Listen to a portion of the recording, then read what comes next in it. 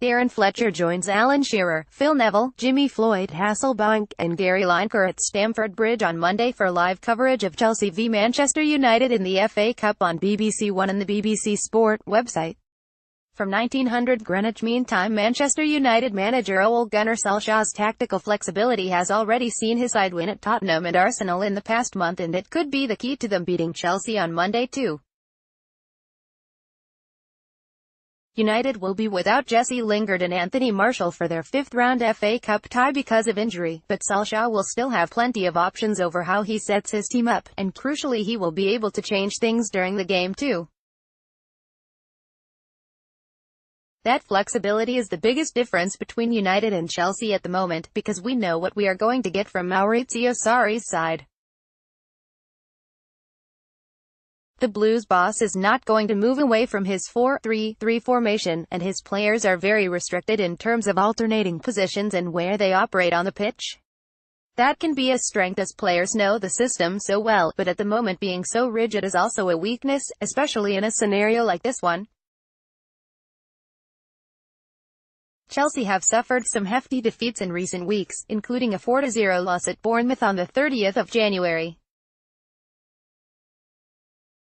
Sarri has changed his personnel in midfield and attack since then, with Pedro and Ross Barkley coming in for Willian and Kovacic for the 6-0 defeat at Manchester City on the 10th of February for example, but his formation has stayed the same. It means playing Chelsea is an easier game to prepare for, because there are not going to be any surprises. United can look at their previous matches to identify any weaknesses and come up with a game plan. But if that plan doesn't work for them, in an instant United can adjust their shape, and their players are adaptable enough to do that constantly if they have to. In my time at United, Stamford Bridge was a notoriously hard place to go. They have only won twice there since 2002 and have lost 14 out of their past 22 visits. But despite that poor record, I think Solskjaer will look at this game and think there are opportunities to exploit in the same way United did at Wembley and Emirates Stadium. Highlights: Arsenal 1-3 Man Utd. Pogba can cause Jorginho problems against Spurs and Arsenal. United essentially played with a midfield diamond and two forwards in wide areas. It worked very well. I would not be surprised if Solskjaer did that again and used Marcus Rashford and Romelu Lukaku or Alexis Sanchez in those roles up front. Behind them is where Solskjaer has got the flexibility I am talking about. Man Utd not on PSG's level. Ole Gunnar Solskjaer with Paul Pogba, Ander Herrera and Nemanja Matic in the team. He has the choice of a single or double pivot at every stage of the game. If they decide to match up with Chelsea and go with a 4-3-3, that could see Matic sitting with Herrera and Pogba either side of him, but they could easily switch to have Matic and Herrera protecting the back four together, with Pogba pushed forward as the number 10. United played a 4-3-3 against PSG on Tuesday, with Martial and Lingard in wide roles. Lukaku, Sanchez and Rashford could make up the front line against Chelsea if Solskjaer matches up against the Blues formation and goes with Pogba, Matic and Herrera across his midfield. In contrast, Sarri will see Chelsea play with a single pivot in their 4-3-3, with Jorginho as that deep midfielder, with N'Golo Kante and probably Mateo Kovacic either side. If you look at the physicality of all of those players, United's midfielders are a lot bigger and more powerful, which is another reason I think this is an area in which they will be able to impose themselves on the game. Personally, I would put Pogba directly up against Jorginho, firstly to stop him, because if you give the Italy midfielder time he dictates play and makes Chelsea tick, but also because of the damage the France midfielder could do when United win a ball back. Last day to sign up for 2019 FA People's Cup. Jorginho is not in that role to be a defensive midfielder, he is there as a playmaker. Pogba is much stronger than him and, in the form he is in, he will cause him all sorts of problems if they go head-to-head when United attack. There is more than one way for Solskjaer to do that, though. If he goes with the diamond again, he could put Pogba at the tip of it and bring in another midfielder, say, Fred, to play on the left. That way, United would outnumber Chelsea 4-3 in midfield and still have Pogba sitting on Jorginho, who will be at the base of Chelsea's midfield no matter what. Rashford and Martial played in front of Lingard when United used a midfield diamond in their 1-0 win over Tottenham on the 13th of January, while Lukaku and Sanchez played in those roles, again with Lingard behind them, when they used the same shape to beat the Gunners 3-1 at Emirates Stadium in the FA Cup 4th round on the 25th of January. With Lingard currently injured, could Pogba take that role instead? Flexibility would suit Kante. Paris Saint-Germain did a superb job on United's midfield last week, playing 5 in the middle with Marquinhos tracking Pogba to stifle him completely. Kante is the only Chelsea player who might try to do the same thing on Monday, but I can't see it happening. Even if he does follow Pogba, the former Juventus player can just drop onto Jorginho, and if Kante is in the same area too, that would leave a massive space elsewhere in Chelsea's midfield for someone else to exploit. When ball is questioned, it is usually his use of Kante in a more advanced role that is brought up, but we have to remember he is not and has never been used in the Makelele role while in the Premier League. In any case, Sarri wants something different from his holding midfielder.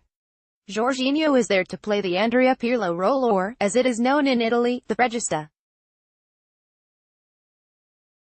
He is not there to tackle and break play up, he is there as a deep-lying playmaker.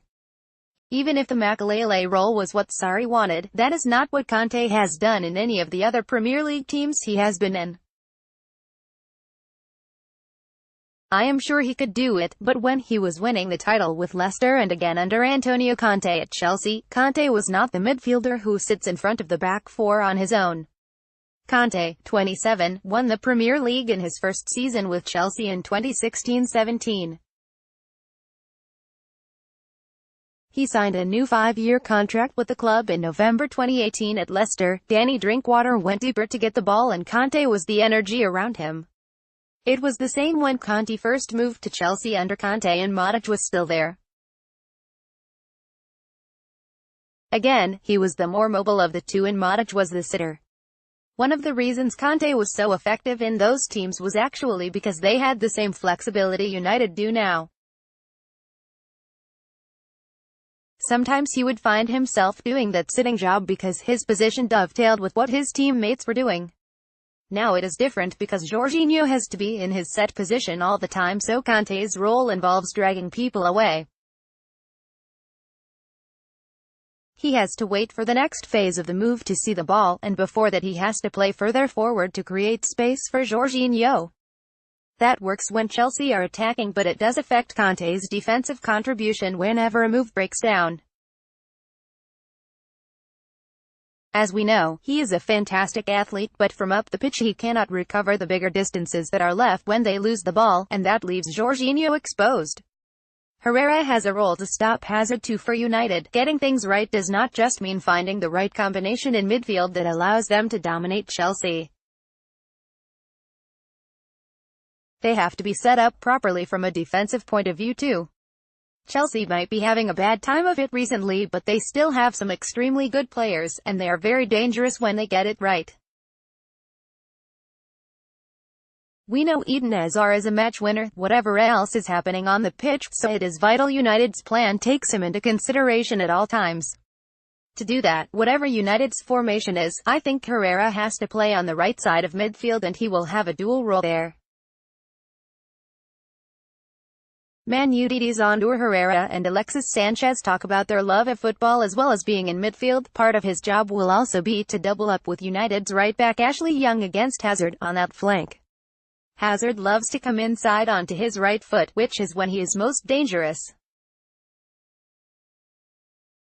Young will always try to show him down the line, but you cannot leave your fullback one-on-one with Hazard because he is just too good, too sharp and too fast.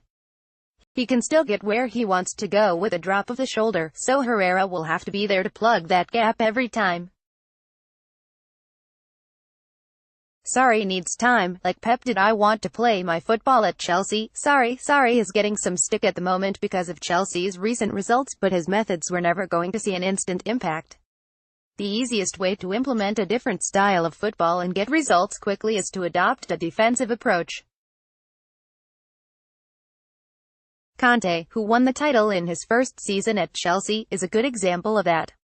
He was not worried about dominating possession and he made his team hard to break down and played on the counterattack.